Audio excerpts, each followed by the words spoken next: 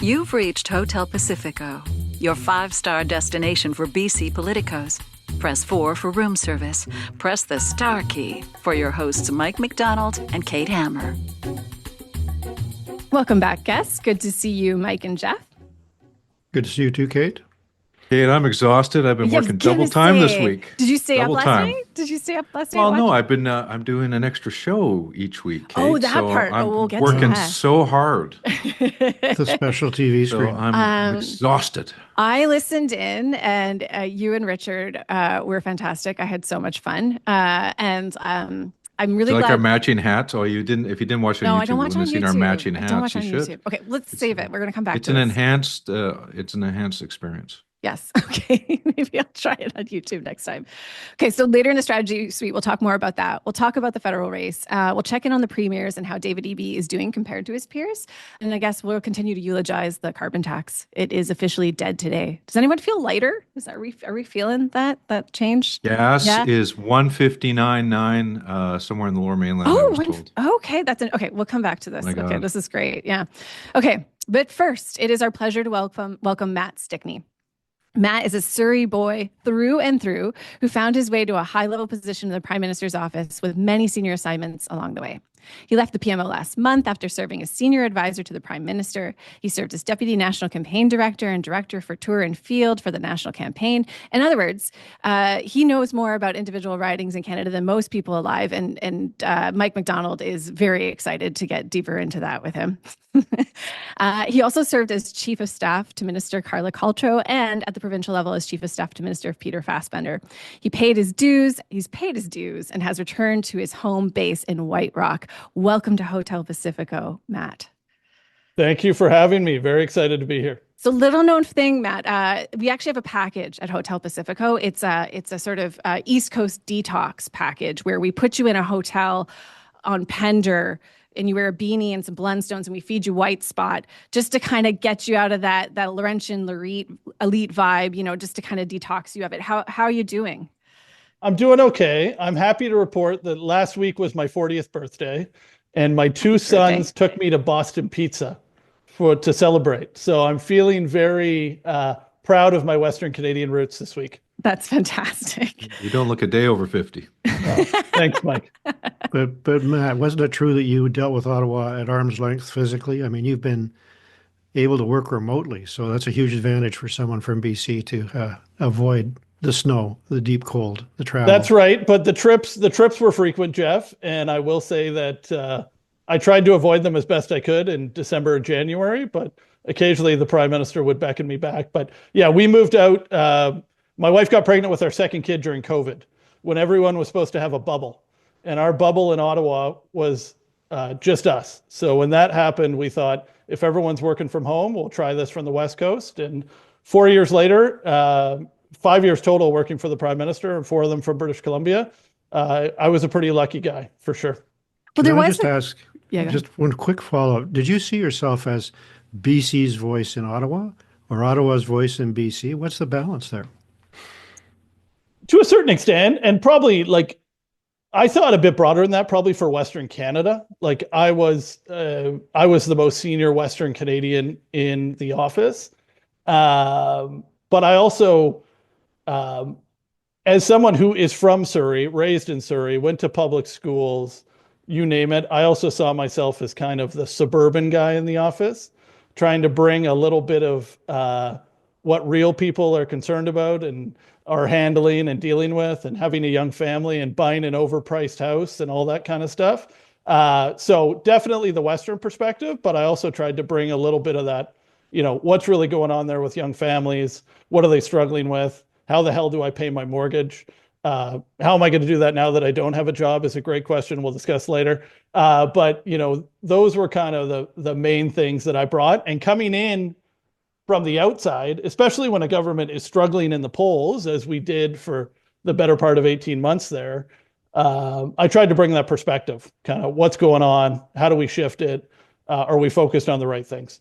Why do you think the Liberals did sag in the polls in the last 18 months? What was the, I'm trying to remember exactly, you didn't fall off a cliff. It was just kind of a inexorable decline. What do you It think was wasn't behind slow that? though. Yeah. Yeah. Look, governing for 8, 9 years is tough. People get tired of people. And while the Prime Minister, a very effective politician, Prime Minister Trudeau, a very effective politician, also was a bit of a polarizing figure. There's no doubt about that. So I think there was a little bit of tiredness on the brand there.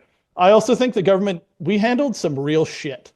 Like it was we had some big, difficult files.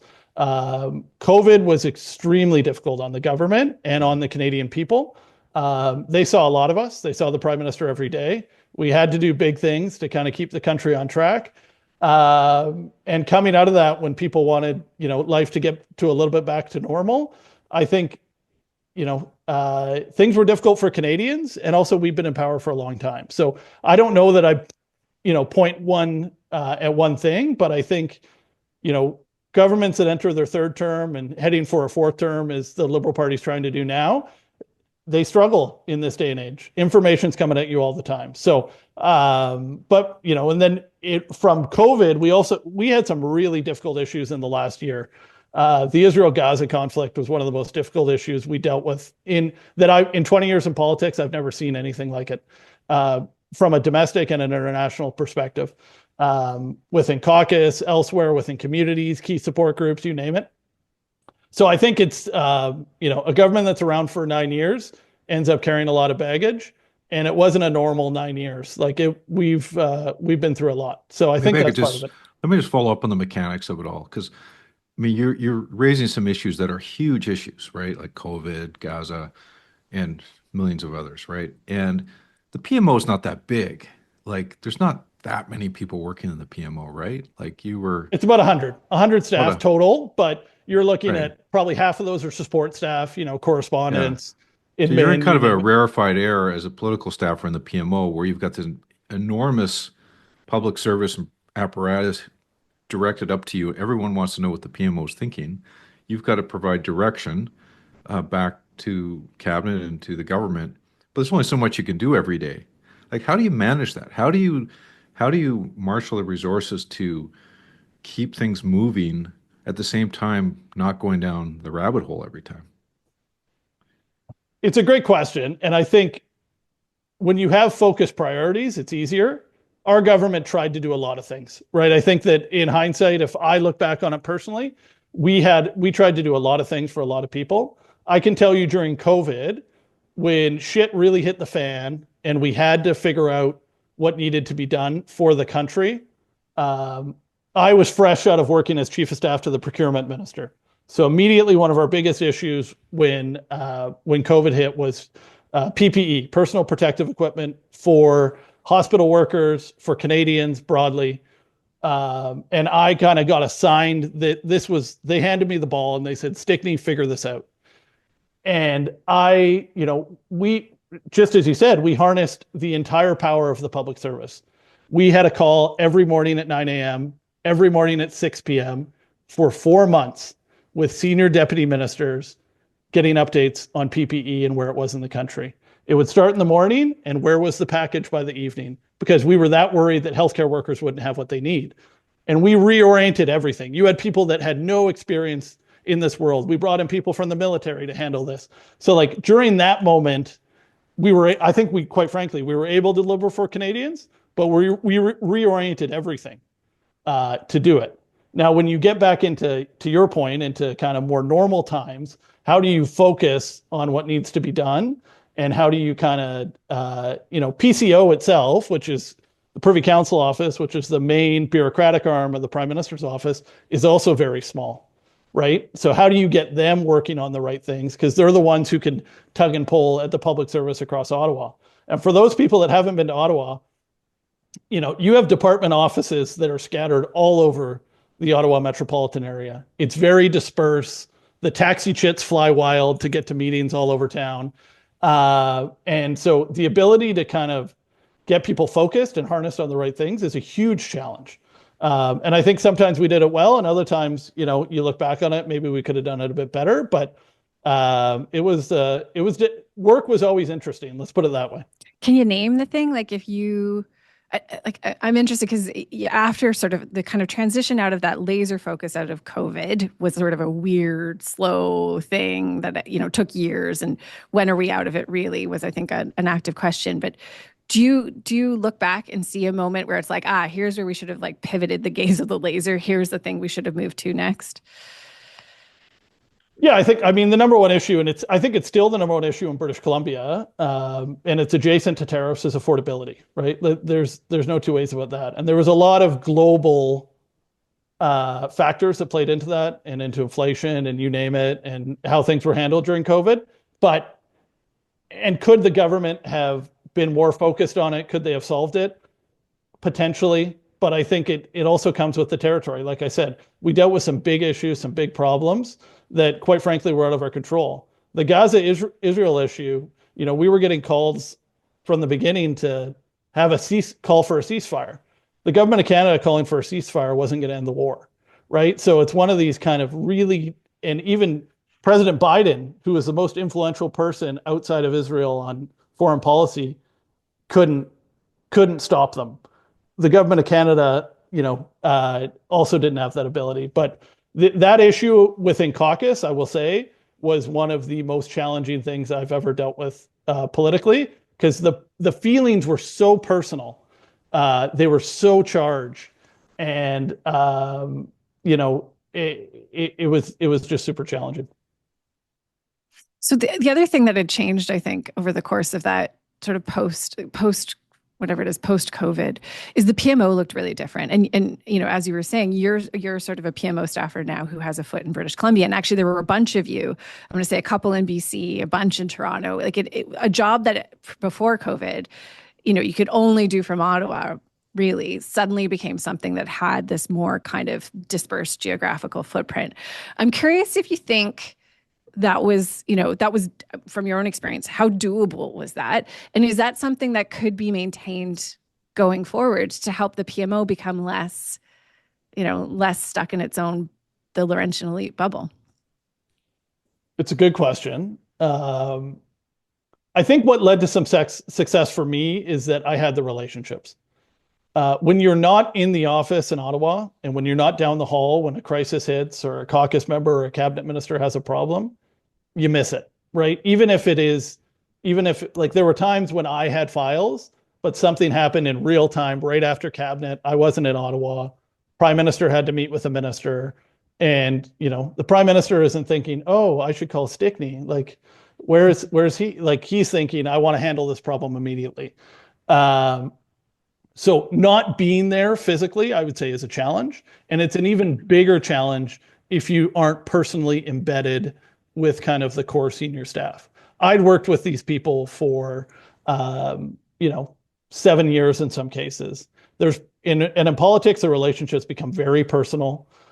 There's friendships that are broken occasionally, as I think we've all experienced. So I think that worked for me. Toronto is a little bit more manageable. You can bomb up for a one-day meeting. You can get in and out. I also have young kids, right? So I think people are at different stages of their life are willing to make different sacrifices. I can tell you as someone I started as a political staffer in 2009. I was 23. Footloose and fancy, I was free. I could do whatever I wanted. And when I started as a chief of staff in Ottawa, I had no kids. And by the time, I ended 9 years later, I had two boys that were 7 and 4.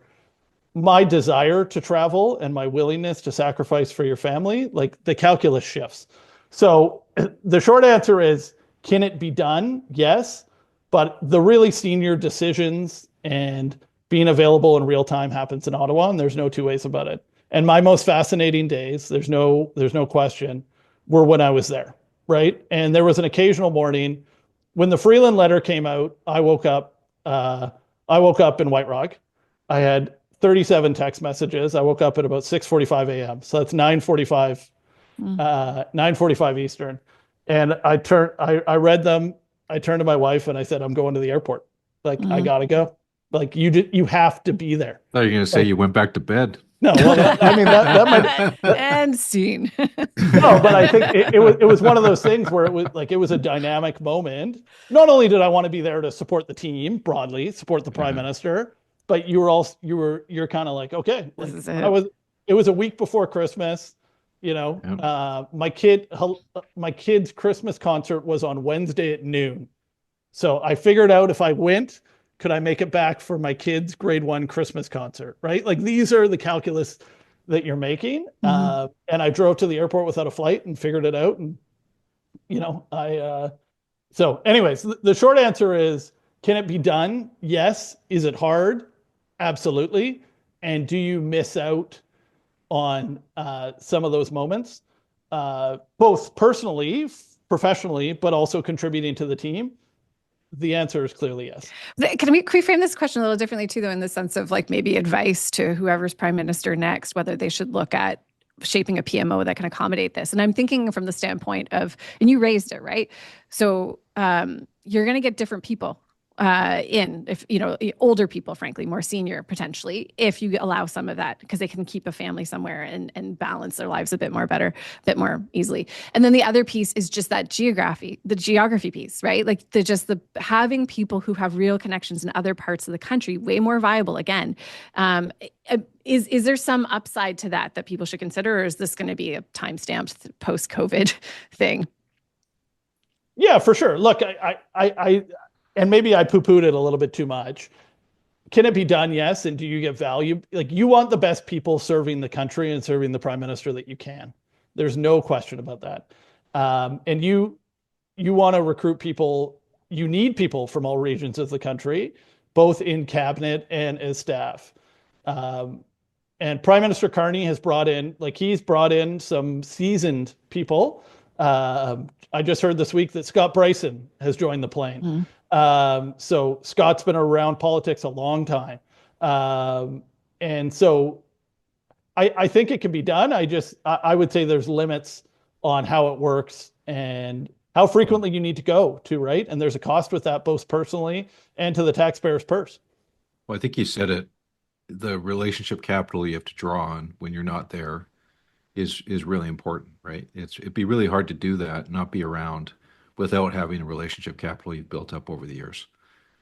Yeah, and you have to have the self-confidence to not feel like you got left out when you got left out of a meeting, because it isn't on purpose. It's geography, right? And some days, those days, I can tell you, you start getting kind of miffed about it, and by the end of it, you're kind of like, this is like, things move fast. It's dynamic. And when you show up in Ottawa, you're in on everything. So it's a challenge, but I think as a province, I'm a proud British Columbian.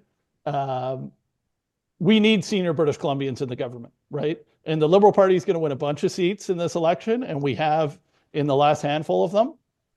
We need senior British Columbians to be part of the team and delivering for this province, because when you have someone who has that experience and understands where the George Massey Tunnel is, and quite frankly drives to it every time they go to a Canucks game, when the province is trying to negotiate on that, it makes a hell of a difference. Or Matt, the Abbotsford Canucks are the other direction. So. Yeah, I've never been to the Abbotsford Canucks, actually. But Matt, when you and I worked together, I was in an NDP administration in Victoria. You were in a federal Liberal administration in Ottawa. And often the problems I brought to you when you were besieged by COVID or whatever had nothing to do with the problems that were eating you alive. And you had a responsibility to kind of interface with Western Canadian governments. How hard is it to build those relationships, which are often across party lines and so on? But you're working with a government that's trying to have a relationship with a provincial administration. Yeah, and I think to your point, Geoff, and I first met Geoff in 2008 because I worked on the Vision Vancouver campaign when I was a young buck, and I was excited by a guy who made juice with Happy Planet was trying to become mayor, and I was fresh out of university. But the fact that you and I knew each other for 15 years or 10 years before you called me, those relationships were important for us, and we often delivered well for British Columbia. But when we tried to do that with, Manitoba, Saskatchewan, and Alberta, often with conservative governments, the key was finding common ground. What did we want to deliver on? Every Canadian, Western Canadian, wants childcare. They want cheap childcare. The federal government was putting money on the table. The points of conflict around natural resources on the prairies were obviously more difficult in kind of our environmental priorities. But I think the main thing, and often, it worked out, was you got to build some trust with these people that you're not going to screw each other. You got to build that relationship. Sometimes you got to go have dinner with them and have a couple glasses of wine or whatever. And you also need to understand what their priorities and what you can work on together. Because and often it doesn't work out, I would say, and there becomes points of conflict. In the second half of our mandate after COVID, I would say the tensions were very high with the prairie provinces. And you'll remember a time when Chrystia Freeland was made intergovernmental minister because, after we won the 2019 election, because the relationship with the provinces was so important, and she was thought as our best minister. So, I think that the politicians invest in those relationships, but staffers also have to, right? And you got to build that trust with people.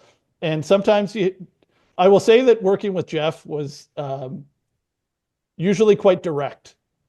But that tracks. Yeah, but you always knew where he stood. Yeah. Right. And there was no fucking around. And there were times where we had to get things done and we would disagree. But we had that relationship where if we had it out on the phone, 3 days later, we could talk, we could talk about business again. And there was no hard feelings. And I told Kate and Mike, I really wanted to say icebreaker at least once during the show, because I remember working hard. We wanted an icebreaker. There wasn't one on offer because they'd gone to Eastern Canada. And I noticed just a couple of weeks ago that Minister Wilkinson announced an icebreaker. And I just wonder if you could talk briefly about how some of these issues become almost obsessive and generational in the minds of some administrations. Like, I don't, it just seemed completely normal that we would get an icebreaker. We lack ice, I concede that, but we have a shipyard. Is there a lot of those that just keep on going until they finally get solved somehow? Shipbuilding in particular, I would say, continues. Like I was at Public Services and Procurement for 2.5 years, and it was an issue that dogged you regularly, both politically, but also with the shipyards. The decision to build ships in Canada was made by the Harper government, and the investment was made, and it was far enough along. Like, it is far enough along now that we're doing it and we're spending big money. But the ships are delayed and they're expensive. And, the decision to not initially build icebreakers on the West Coast was, ships weren't getting delivered when they were supposed to, and they were costing a lot of money. So bringing in a third shipyard hopefully would alleviate that and get ships faster. But that is one that and now as a country that probably needs to start spending a lot more on military, do you build it domestically or do you buy it somewhere else? Maybe from the Americans, maybe not from the Americans, is something that we're going to have to wrestle with again. Because building these domestic manufacturing facilities in Canada take time, and they cost a hell of a lot of money. But the ship, I will tell you to this day, when I left the office in March, shipbuilding was still a hot political potato, both in Eastern and Western Canada. So no doubt. Guess some good news. The digital divide in British Columbia is shrinking. And thanks to a partnership between presenting sponsor TELUS and the government of BC, 1,190 households near 100 Mile House in Clinton, Ruth Lake, and Decca Lake recently became the latest to gain access to high-speed internet. We've talked about this collaboration between hometown team TELUS and the province before. It's all part of a larger provincial initiative to connect all rural, remote, and Indigenous communities to high-speed internet. They're making good progress. Rural connectivity rates increased from 57% in 2017 to 74% in 2025, and First Nations communities' connectivity improved from 66% to 83% in the same period. The province's goal is 100% connectivity to all households in BC, and the hometown team can get behind that. Because TELUS's Pure Fiber network facilitates remote work opportunities, supports community growth, enhanced quality of life and retention of residents, and is more energy efficient compared to traditional copper-based networks. We'll talk more about this next week. Matt, thinking about British Columbia interests as a whole and whoever is in government in Victoria, at any moment in time. What should they be doing, or could they be doing, to get better results out of the federal government? Like, in your experience, having dealt with a range of different governments, not just here, but across the West, across Canada, I'm sure some do it better than others. How does the provincial government here today maximize its clout with Ottawa? So I'll talk broadly about my advice to kind of provinces and territories. Let's not forget our friends in the territories. Yes. Shout out to the Yukon. Yeah, shout out to the Yukon. A swing seat these days. It goes back to what I talked about earlier. I think you got to build the relationships. And Premier Horgan, God rest his soul, built a very personal relationship with the Prime Minister. And I think that served him very well. And this, it's funny. This brings me back to a story of my younger days working in opposition. When Gordon Campbell was Premier, I worked for Michael Ignatieff. I was the BC desk for Michael Ignatieff, very successful politician from Toronto. You guys might be familiar with. Etobicoke. Etobicoke, yes. This is Etobicoke's favorite son. Yeah. And I remember the first couple times, and this was 2009, 2010. Gordon Campbell was Premier. It was around the Olympics, all that kind of stuff. And Campbell himself, at one point we came to British Columbia, and we would come to British Columbia 3 or 4 times a year. And one time we came to Vancouver, and Ignatieff didn't see Campbell. And we got a phone call, and Campbell asked to speak to Michael. And, sitting Premier, leader of the opposition, you make that phone call happen pretty fast in an important province. And he told Ignatieff, you never come to this province without seeing me. I want to see every time. If you come 5 times a year, I want to have breakfast with you. I want to have coffee. I want to have dinner, whatever it was. I want to see you every single time. And I think that was for 2 reasons. One was it was a proper liberal conservative coalition back in the day, and Campbell was personally invested in that. But 2, he wanted to build a relationship in case this guy became Prime Minister.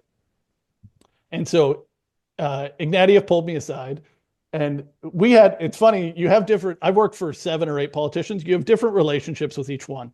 And me and Ignatieff weirdly had a very close relationship. He's this Harvard think tanky dude, extremely bright. And I'm a washed up baseball player from Surrey. And, but we just had almost like a father and son type thing, but he would read me the riot act, and he pulled me aside and he's like, Stickney, you fucked up. Do not do this again. I want to see Campbell every time. And I was like, you're 23, 24 years old, you're petrified. But it's one of those things that's etched in my memory. So I say that to, for provinces in general, you got to build the relationships. And I think it's twofold, politician to politician. And some of them have been very successful. Chrystia Freeland's relationship with Doug Ford, the odd couple, right? Dominic LeBlanc is the most charming man you will meet in the country. He can go to dinner with Scott Moe and they'll have a good time and come out on the same page. So we deploy weapons as a federal government to go out and deal with some of these challenging premiers. But I think provinces need to do that.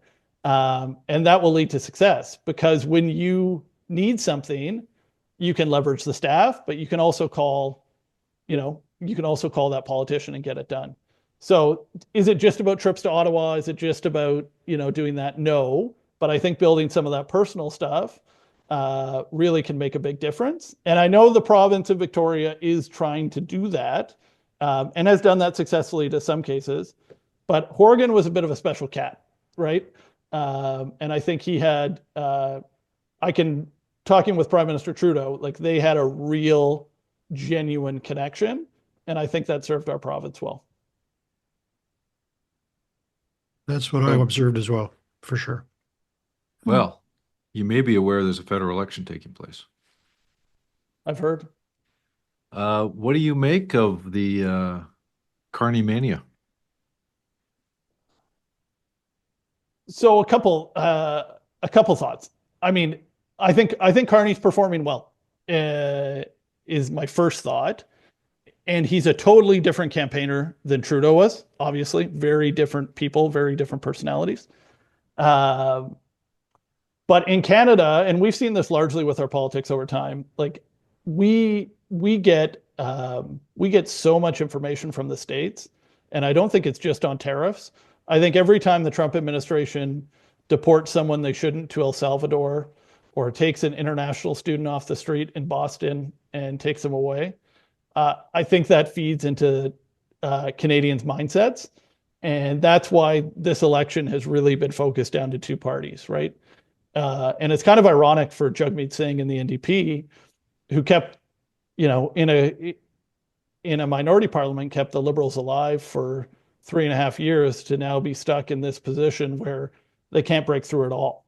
So you've got two things happening. You've got the Trump stuff, which the tariffs are obviously big, and the 51st state stuff. And as someone who lives in White Rock, I often tell people, I walk to the end of my driveway, I can see America. I feel people don't believe me. Like, they think I'm making a Sarah Palin joke, but I can see Blaine.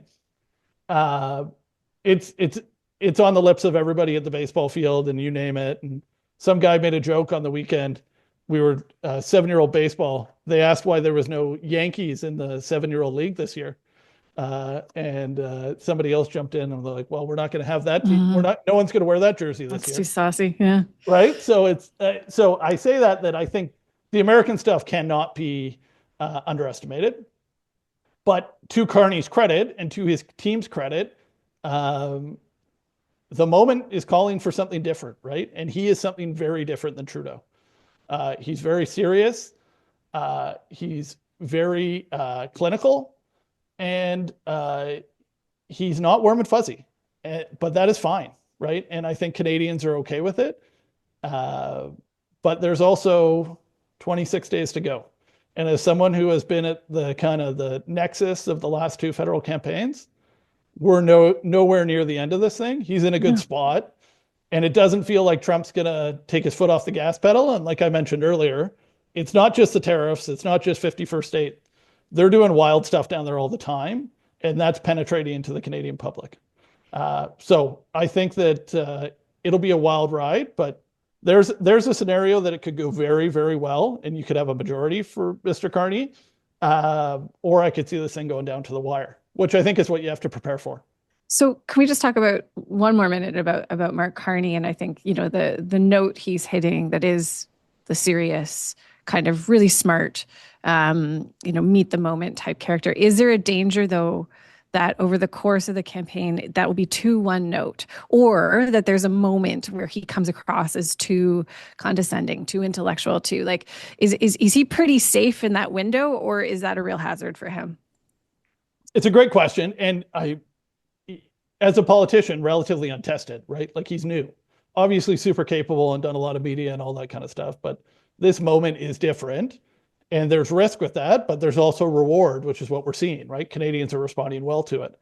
I'll talk about OneNote and Polyev afterwards, because I think that's his problem. But the debate, ironically, I'm not a big debate guy. On the campaigns, they would ask me, like, Stickney, you want to come to debate prep? You want to? I'm like, guys, I'm going to focus on winning the ridings. You guys get the leader ready for the debates. I actually think in this scenario, the debates are huge. I think the attention of Canadians will be focused. I think Canadians are focusing on politics right now. I think Carney has that temptation to be a little bit testy at times, and we've seen it with reporters and elsewhere. I think he's got to stay calm under fire. They're all going to be coming for him. Jagmeet's going to be coming for him. Polyev obviously is going to be coming for him. So I think the debates are a big moment. I get messages all the time I've still got very good friends that are on the Central campaign, and they're living and breathing this stuff. And they're like, Matt, what do you think about the announcement this morning? It's 8:30 in the morning. I'm like, guys, I'm taking my kids to school. I don't Canadians day to day are not, the information pipeline that now exists to voters is much different. But I believe in this case, the debates are very important, and Carney has to do well in English, which he's obviously more comfortable. But the French debate is critical. For the Liberals to win a majority, Quebec is a must, right?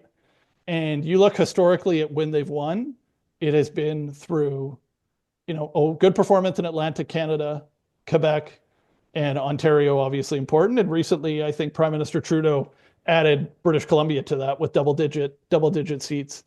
But Carney's got to do well in Quebec. He's polling very well there, but I think we all have seen that his French isn't quite as good as they had hoped. And a debate scenario will not be easy. So I think, I think it's going to be a bit of a ride for sure, right? And they've had a couple of hiccups here and there, but on a national campaign, the way that we used to measure it, or how we would, usually there's a small group of people that are managing things day to day at a very high level, and then you have a team underneath you.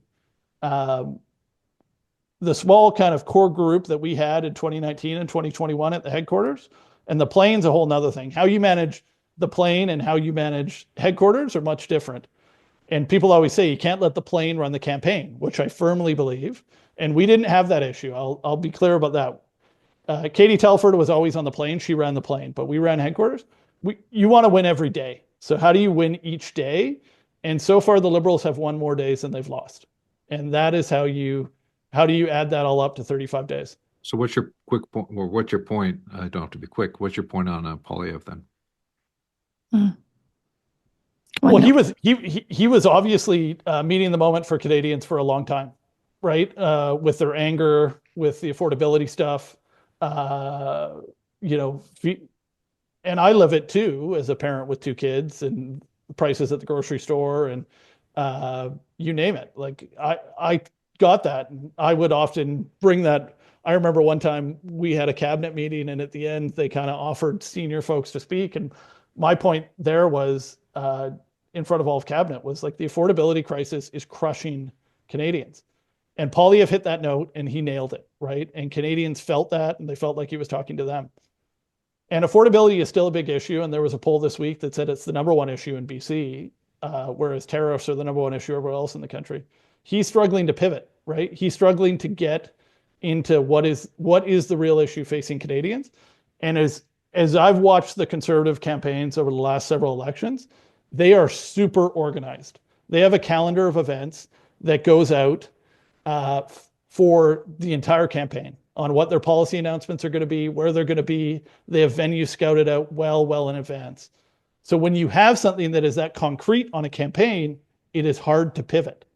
Whereas I'll share, we fly a little bit more by the seat of our pants in the Liberal Party, and there's probably a happy balance between both, is what I've kind of shared with people over time. And we try to lock in what does the first week look like and the rest of it. But the Conservatives as a whole lock in their plans well out, and they execute it succinctly. But if things shift, they struggle with that. And I think Poilievre as an individual, even more so than Erin O'Toole or everyone's favorite Andrew Scheer, struggles with that as well, because he doesn't seem to have that channel. Can he find it? We'll find out. But even the ads, I watch these ads and I try to look at the ads on TV with a bit of perspective. Sometimes you see an opposing party's ads, you're like, that's a pretty good one. The ads that he's running right now about soldiers in uniform protecting a strong border, I don't know. They don't light me up. Like, they don't make me feel like, the tone doesn't feel like it's the moment that it's meeting. But that's their current pivot. So we'll see if they have another one, because they got to find a way to respond. We spent about 3 days in this weekend with the Paul Chang affair. He's finally decided not to run. So a problem for Carney. But I'm interested in your take on the larger picture of foreign interference and how diaspora politics plays into national campaigns, because both here in BC, but also in Brampton, we have huge diaspora communities. Is it something that just obsesses the Ottawa media, or is it having an impact on the electorate? What's your take? It's a loaded question, Geoff, and you're trying to get me in trouble in my hometown of Surrey. You're too smart to get in trouble. You're my rock. The issue of foreign interference is real. There's no question about it. And it isn't just India, and it isn't just China. There are lots of other countries that are interested in outcomes within a country like Canada. Pakistan comes to mind, Iran. Some are more sophisticated than others. So does it motivate people, and are there issues that, let's use British Columbia as an example. Richmond and Surrey. Richmond, a huge Chinese diaspora. And how does that impact turnout there?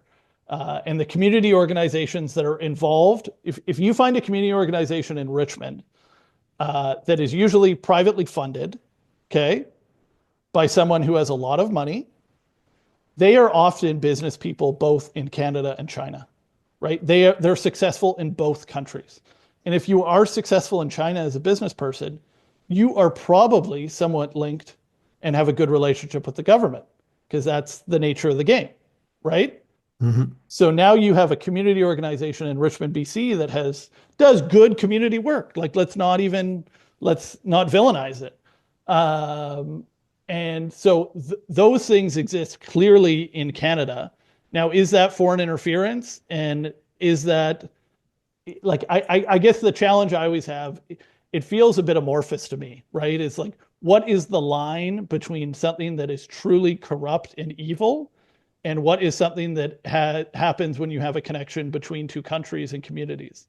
And then you look in Surrey, we had a killing, which has been well documented in Newton, which is about 15 minutes from where I grew up, which has alleged links back to the Indian government. That galvanized the South Asian community, right?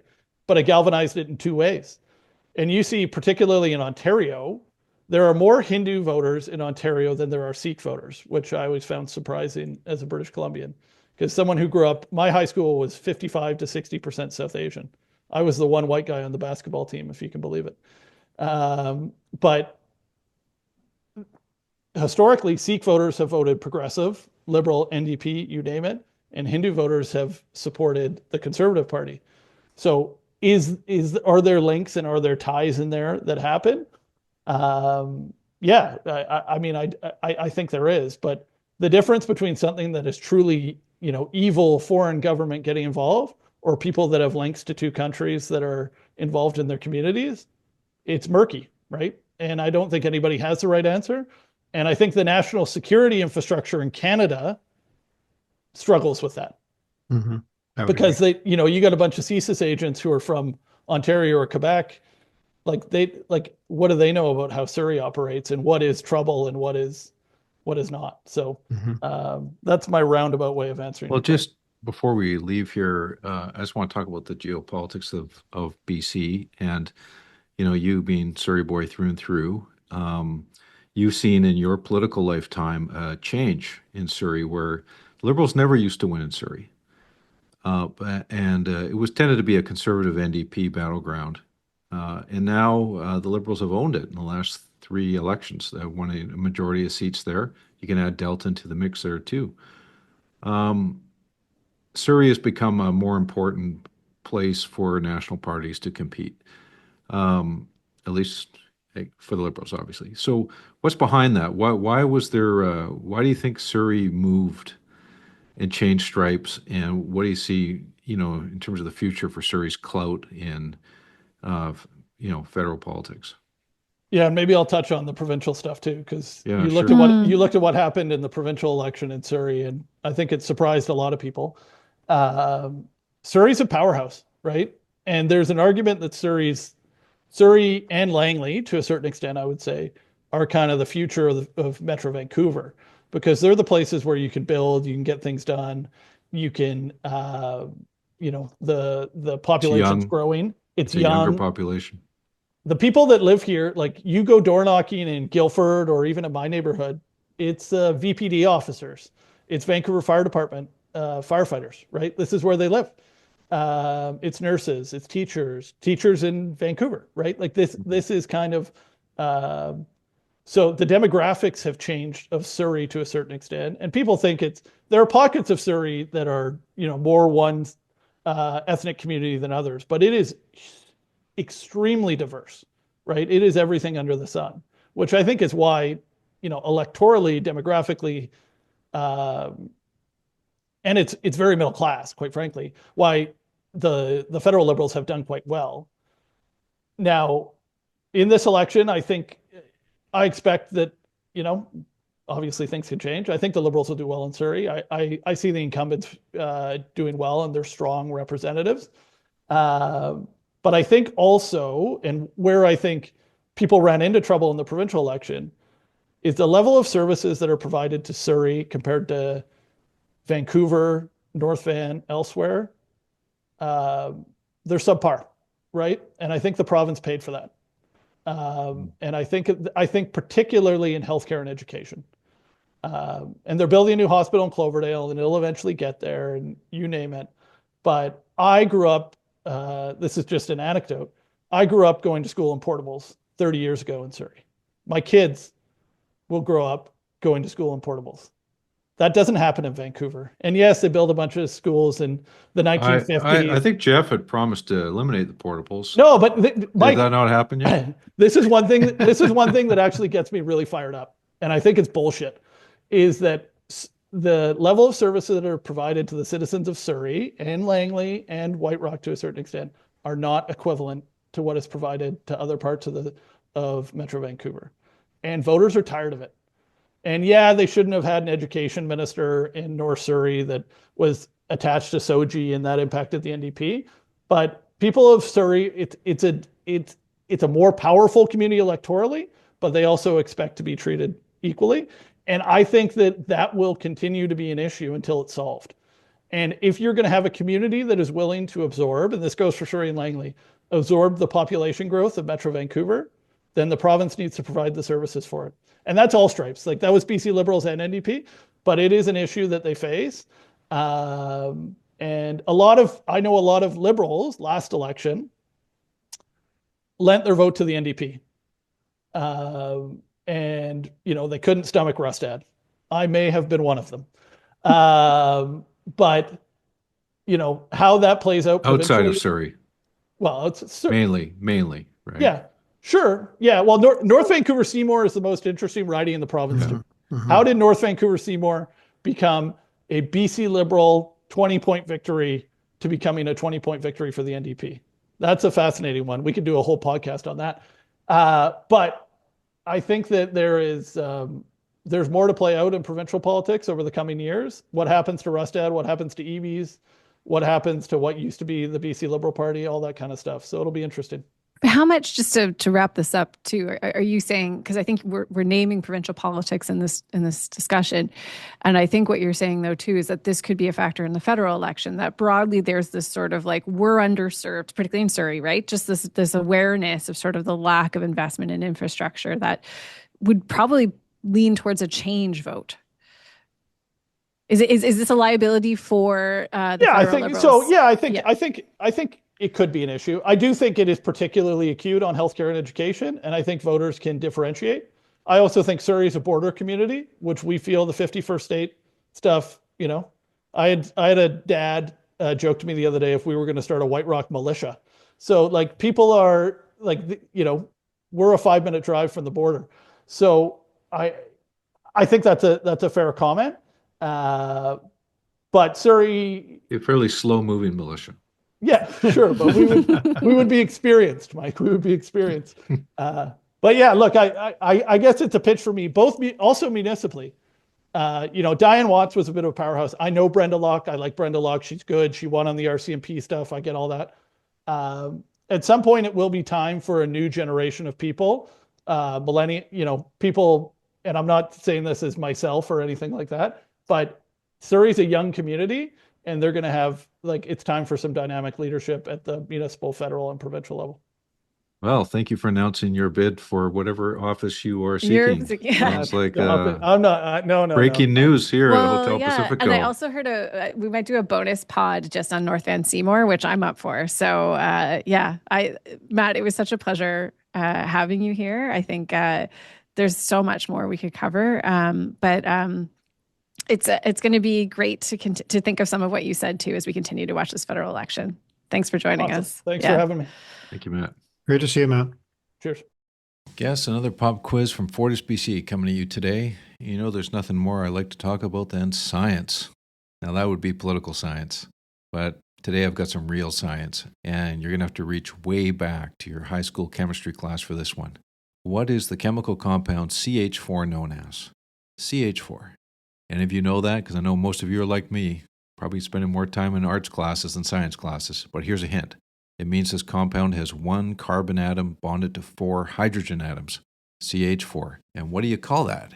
The answer, methane, or most folks call it natural gas. Now, next question. What would happen if we developed a process to separate those carbon atoms from the hydrogen atoms? Well, I personally don't have a clue, but the answer is you would have a process that produces low carbon hydrogen. And that's what our sponsor, FortisBC, who does know a lot about this stuff, is working toward. Last year, FortisBC began testing new technology at one of their sites in the Kootenays with the goal of bringing a large-scale hydrogen production facility to BC. The pilot project was enabled by funding from the province of BC's Clean BC Industry Fund and is a partnership between FortisBC and the Hazer Group, an Australian technology firm. Referred to as the Hazer process, this new hydrogen technology uses a process known as pyrolysis to break apart natural gas into both hydrogen and solid carbon. The hydrogen can then be used in the existing gas system, while the solid carbon could be used in myriad commercial and industrial applications. And it is yet another example of how harnessing the strengths of the existing gas system will support the decarbonization objectives of FortisBC and the province. Innovative technologies such as the Hazer process have the potential to create new economic opportunities. With testing in the Kootenays now complete, FortisBC and Hazer are looking for a potential site in BC for a commercial-scale Hazer hydrogen plant. FortisBC, energy for a better BC and a better podcast. Hello. You've reached the Hotel Pacifico Strategy Suite. All right. I had a lot of fun with a little bonus Hotel Pacifico episode listening to the riding and riding breakdown with you, Mike and Richard. Good first episode. Off to a good start with the we had coast. Fun. We got up early. Richard had got us up earlier because he had to make his curling game, but or curling match. Yeah. I'm not sure if they call it game or match. I think it's I don't know either. Yeah. But we broke down the island ridings. That episode's out. Island and some coastal ridings. And this coming weekend, we will break down another region, which we haven't decided which one to do yet. If listeners have a preference, whether they want the Vancouver core ridings or the south of Fraser ridings or the rest of the interior ridings, let me know. Yeah, but you are saving Vancouver and the burbs for last. Is that right? We haven't decided. Okay. Haven't decided yet. So Do south of Fraser. That's my bid. South of Fraser. South of Fraser? Yeah. Yeah. Then come back to it later if you have to. Well, you really. I think that's the battleground. South of Fraser. There you go. Yeah. Yeah. It's decided. Geoff well, has spoken. your vote has weight with me, Geoff. Okay. Not sure how much, but it has some weight. I'll throw in my vote there too. I like that cadence. Go from the coast and then go to the interior, right? Nice little bit point of contrast. Anyway, I look forward to listening more. And there's a lot to break. I think BC is particularly interesting this year with, what the dynamics with the NDP mean. And they don't bleed. It's not entirely in the favor of the Liberals. There's some places, particularly on the island, that plays for the Conservatives. And it's really interesting to hear you guys break that down. All right. So we'll stay with the federal election because I think this, breaking as of last night, Mark Carney did refuse to drop candidate Paul Chang in Markham Unionville. I'm going to say he did drop out. It was late yesterday or yesterday anyway. For comments he made about his opponent, the Conservative, and there being a bounty. More than just a comment, he's encouraging people to turn the Conservative candidate into the Chinese consulate to receive a $184,000 bounty from China. Which now is being investigated by police. This is not, I know.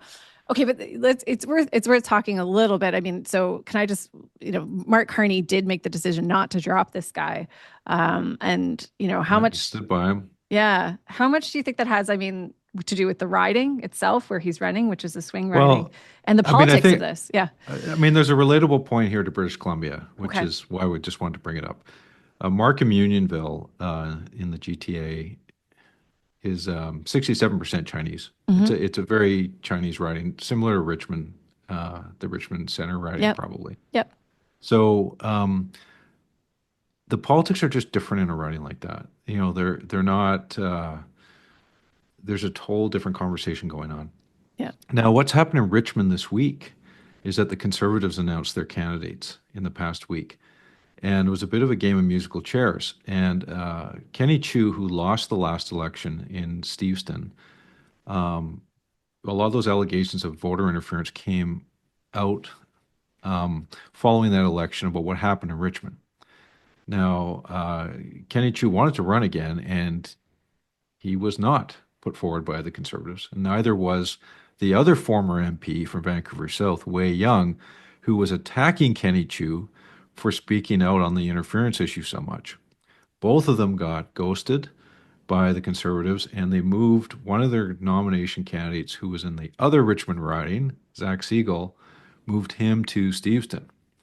And then I've put forward, this is where it gets even more confusing, Chuck Au, who's a Richmond City Councillor in Richmond, I think it's Richmond Centre Marpole, this riding, who's a former NDP provincial candidate who also wanted to run for the BC Liberals at some point. He's running as a federal Conservative. So the Chinese political interference narrative is not just an issue with the Liberals, right? Or a consideration for the Liberals. It became an issue for the Liberals this week, but it's also in the backdrop of how the Conservatives have to approach these issues too, because I think, as Matt just mentioned, Exactly. Yeah. There are a lot of mainland Chinese voters or who come from mainland China that have complicated views on these issues. It's not just a black and white thing, and so voters are weighing that.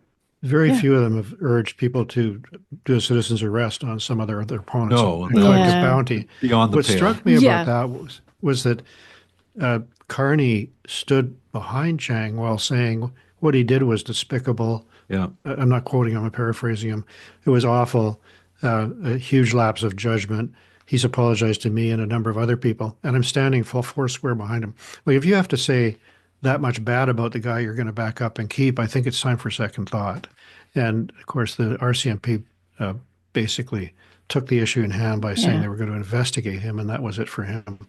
But a strange moment for Carney's team, because apparently the riding is relatively safe, but or is it now in actually Conservative hands? I can't remember. It's one of the ones that flipped. I think Chang won it in 2021 by like 2,000 votes or something. And this is a populist riding, right? So I don't know. It's a swing seat. Yeah, it is. And historically, I think they've had some boundary changes, but it would be fair to call it swing. As is Richmond too. It's very analogous. Yeah. Richmond, the Liberals won one of the Richmond seats away. Actually, I think both of them away from the Conservatives in 2021.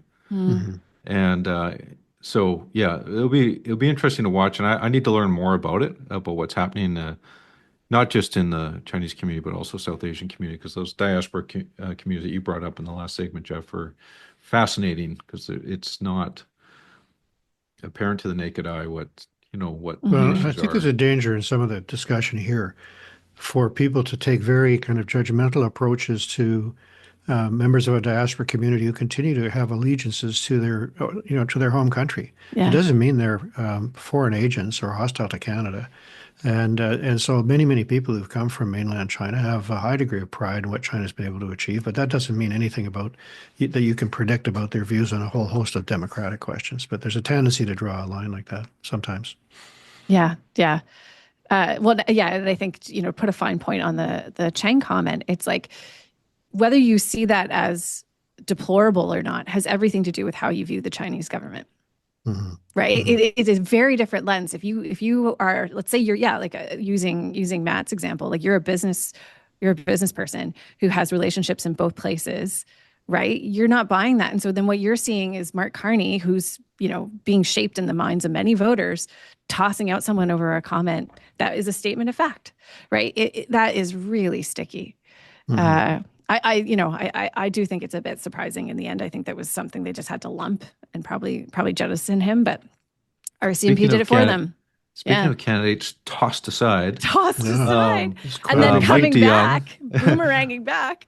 Mike DeYoung, who it's been well documented, was invited to leave the race as a Conservative, has now reemerged as an independent candidate in Langley, Abbotsford South Langley, or Langley South Abbotsford. I can't remember which one it is. So he's in the race. We'll see whether this is another Jody Wilson-Raybould situation where an independent can win a seat in British Columbia.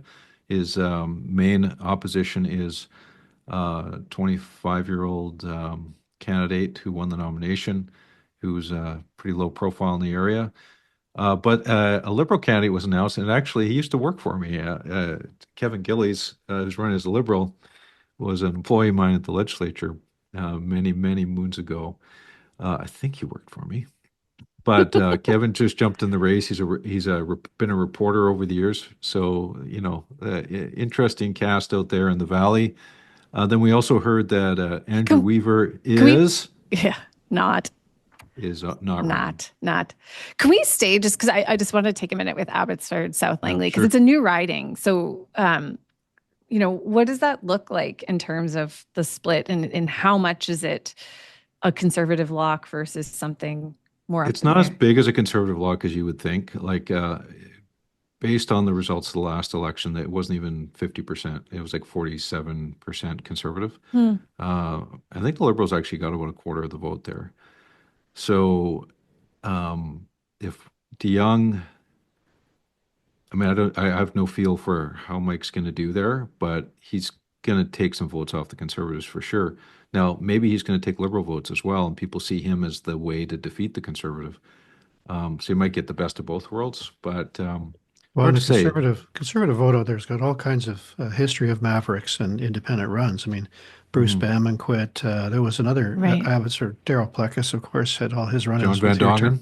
John Van Dongen, and there was another very conservative guy from, for sure. So they're not afraid to jump out on their own.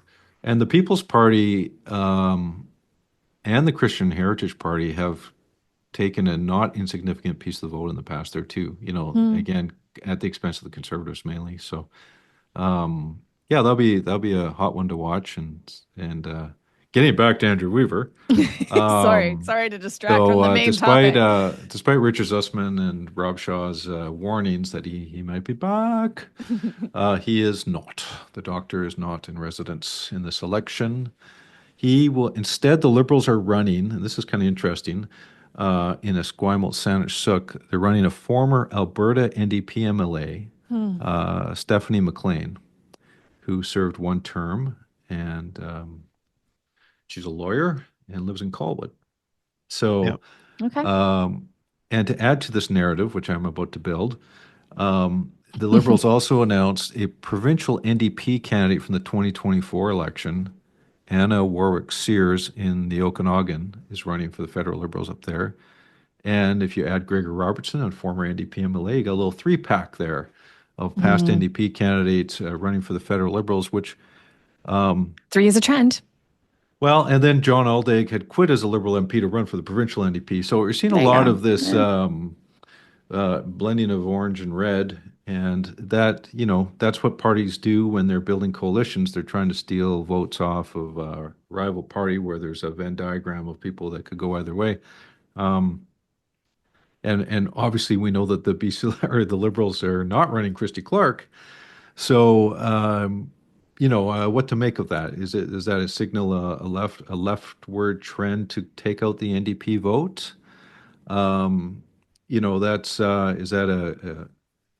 Is that a deliberate move, or is that just a happenstance of available candidates? Well, I don't think we'd be seeing much of this if the Liberals were still at the voting support level they had in December. That's part of it. Like a lot of, in Gregor's interview on the CBC, he made it clear this was quite a recent decision of his to plunge back into politics at the federal level. Now you're getting into our clipping, Geoff. Okay. We have a clipping, and really I guess kind of extending the definition of clipping, working with a radio transcript this week.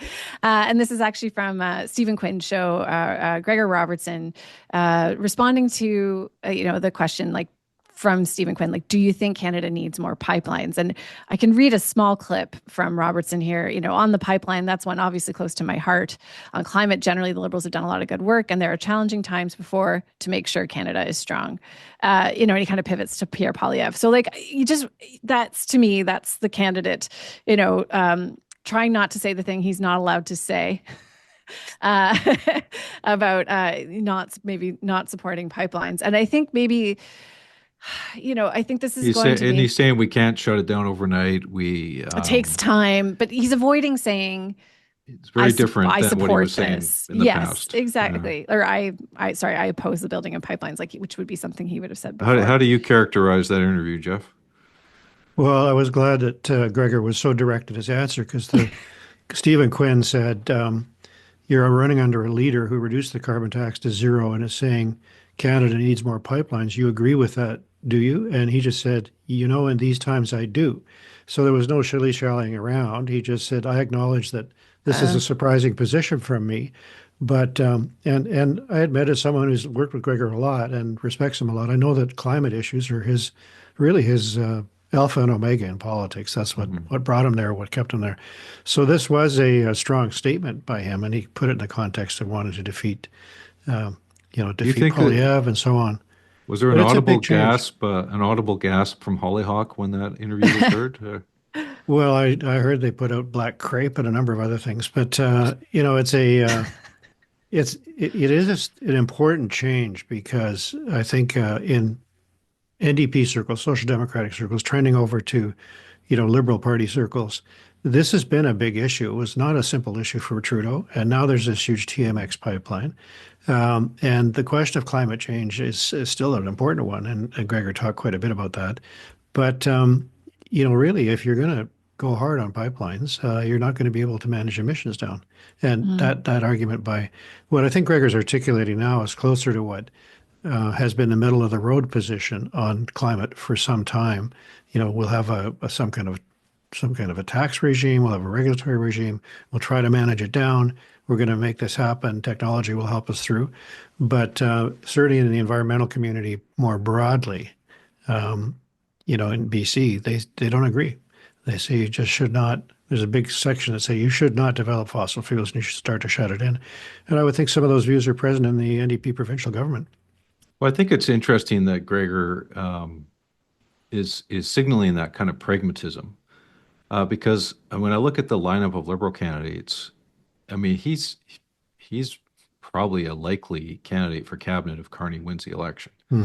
Wilkinson will be there, but the Wilkinson's the only one there right now. Like, there's only one BC minister in cabinet, so there's room to grow. And so, who would you look to? Former Mayor of Vancouver, probably. I don't think there's any real other superstars there. Terry Beach was in cabinet, but Carney's already dropped him. So, anyways, it'll be interesting to see. I don't say it's a guarantee that Gregor would be in cabinet if Carney wins, but I would say it'd have to be on the short list of potential candidates. I think it's a reasonable expectation for Gregor for the reasons you lay out. Yeah. And he's been involved in international work on climate issues ever since. But so he's a reasonable alternative to some of the ones who've been there up till now who are not liked by the business community because they were too green. Gregor would have a confidence building. Stéphane Guilbeault or even Jonathan Wilkinson are seen as super green by the industrial side. Maybe Wilkinson's overcome that a little bit, or by the business community. So we'll see. Yeah, and to the point of the conversation with Matt about Surrey and Surrey being a powerhouse, frankly, I don't think the Liberals have produced a roster of candidates in Surrey that generate an obvious cabinet contender. There might be one there, but it's I think it's a missed opportunity for Surrey. Anyways, time may prove me wrong on that if Carney wins, but it looks like Gregor's got a good shot at it. So let's stay on this topic and just talk as we're speaking. As of, first day, no carbon tax, which I think I was told would solve all of my affordability problems. Certainly, we do see some evidence that there has been a drop this morning in gas prices. I mean, I've heard sort of different reports. I think, Mike, you were saying, are they at 14? What was it? 17 cents we're meant to see 14 to 17 cents down per liter. Anecdotally, I hear it. So, yeah. Well, Jeff, who knows? Jeff, I mean, you worked on this, right? When the inquiry into there was price a fixing, big kerfuffle about it, and Horgan brought in transparency legislation, which was supposedly going to link up somehow to disciplining oil companies that did profit taking. And we've seen lots of these swings of more than 20 cents in just from market forces. And so the 17 cents, I'm sure, is welcome, and it's built in now, but it's not going to mean that we're going to have permanent, under $2 prices by any means. So it's we'll see what people think down the road. It obviously run its course politically. There's still built into the price a low carbon fuel standard, which is, I thought, one of the best things. There's a cost associated with it, but it means that there's much lower carbon content in the fuel that drivers burn than there would be otherwise. So it gives drivers a chance to keep driving in a greener way. And I think I hope that continues because it's an important one. Okay. Really quickly, I just want to touch on, because we have some some new data from Angus Reid on the tracking of the premiers that they do. And it's looking good for David Eby. I mean, in general, I think the premiers are having a good go right now with all the Trump tariff stuff. Most of them are up. David Eby's up 7%, sorry, to 53% approval, which puts him sort of right behind, let's see, he's ahead of Doug Ford. And a little bit behind Wab Kinew. I'll place him in there in the middle of the pack. Is this, like, Mike, are you seeing this as maybe something that is this upward trajectory could continue? I mean, is Bill 7 and the fact that that was a bit of a stumble mean whatever boost he was getting from the tariff war is done? This is similar to COVID, where most provincial premiers, except for Jason Kenney, saw a rise in their support because they're taking up a lot of more of the oxygen with these types of issues. And you don't tend to see the opposition leaders at all. You're just seeing the leaders. And, in most cases, these premiers are leading. They are doing proactive things that are defending the economy, right or wrong in terms of what their tools and tactics might be. The intentions are there. And, I think we see I'm looking at a 7-point bump for David Eby since the last quarter when they did that. So I think that's reflective of it. David Eby his personal approval ratings have been solid all the way through for him. Maybe saving him in October, because I think even though he almost lost the election, his personal approval ratings never really sagged that much. So he has a style that seems to keep him in. He deflects the anger away, unlike, say, Justin Trudeau, who was just absorbing the anger like a sponge at the end of his tenure. Now, results matter, and I think 6 months from now, if there's an economic malaise or there's scandals or issues in the government, sure, that can all fall away. But so far, 6 months into the term, seems to be doing okay. Yeah. Well, I think, go ahead, Michelle. it's a strange thing is that he's been very busy with his caucus the last couple of days, stopping doing things. They stopped doing Bill 7, which had been almost dead on arrival. This was the one where they were going to get special powers to deal with the Trump problems. They stopped the carbon tax. And I agree with Mike. His personal approval ratings are very resilient, but people's views about how the province is going are also quite resilient and pretty much negative. So, the question of affordability. And so when the Trump crisis appears to find some kind of equilibrium, it may be a dangerous time for the NDP administration if there isn't a bunch of things to show that they've made some headway on. All right. Okay. With that, let's go grab a drink. Let's raise a glass or take a shot. Time to raid the minibar. This is a futuristic one for me. I am raising a glass to everyone in the city of Vancouver who does go out and vote in the by-election this weekend. By-election? By-election in the city of Vancouver? Yes, folks, there is a city by-election to elect basically 20% of your city council. Two of the councillors have moved on, and there's a need to be replaced. And however you choose to vote, you should get out there and vote. I suspect the voter turnout level will be below 15%. I think it's going to be very tiny. Silver lining here. I mean, you probably saw there were some big lineups in the rain this week outside City Hall for the advance voting. I think they had a logistical problem. They didn't really provide a lot of advance voting locations, and there's only one. Yeah. And these days, people just want to vote early. Like it's a thing, exactly, right? Totally. So That was it should be thought. different this weekend. I assume they're going to have them. I haven't looked. I assume they're going to be at community centers and things. Anyways, get out there and vote, folks. Whatever happens, there's going to be a big, I hope, shake-up in civic politics after this, because Christine Boyle had that only seat, which is now up for grabs. We'll see how one city does, but yeah, important election. Well, either ABC will get a stranglehold on council, and I think it would just be Pete Fry and Rebecca Bly outside of the ABC group if they win both seats. Yeah. Or if Colleen Hardwick gets on council, I think that will be a shakeup, because Colleen has a very different worldview of her former colleagues who she served with in the NPA. And and she will be a very loud voice if she gets on council for a different set of issues. So it'll be interesting to see what the result is. It'll be consequential one way or another. Yeah, I'll raise a quick glass to an easy one, but still, to Don Davies, who's proving that the NDP is not dead. Of course, he's a terrific constituency MP, but I drove through the riding a couple of times on the last couple of days, and it's just Don Davies signs everywhere. I'm not sure who the other candidates are. I think I'm hopeful and expectant that there will be that kind of response in a bunch of the other NDP ridings. It's a tough time, but Don has got a great group there, and so here's to Don. Carry on, Don. Good job. The rest of the NDP may be dead, but the sign crew is still alive. Yeah, well, and people at the door, I hear that's good all around. They're in there, right? And that orange is beautiful. It is a nice, vibrant lovely orange this year. Yeah, Very it really vibrant. pops. All right, I'm gonna do one of those things where I sort of maybe introduce another version of the raise a glass, because it's like I want to raise a glass, but I want to do that thing. You know, like it's proper etiquette when you're doing the cheers that you do like the eye contact. You make sure you see them, because I feel like I'm doing raising a glass, looking at you, David Eby, and the government right now, because I want to say like post all this Bill 7. I mean, not post, it's not done, but everything with Bill 7 and sort of the back and forth over that. The moment now is to tuck in to that interprovincial trade piece. Like you now have a bunch of people who fought you on Bill 7, and the business community stood up very effectively and said no to the broader bill, but then picked out that piece and said, do this, that makes sense. And now you move on that and you get them to have your back to do some hard, bigger stuff with that piece, which has been a nut that's needed to be cracked for a long time. So like, do it, go, don't lose the moment.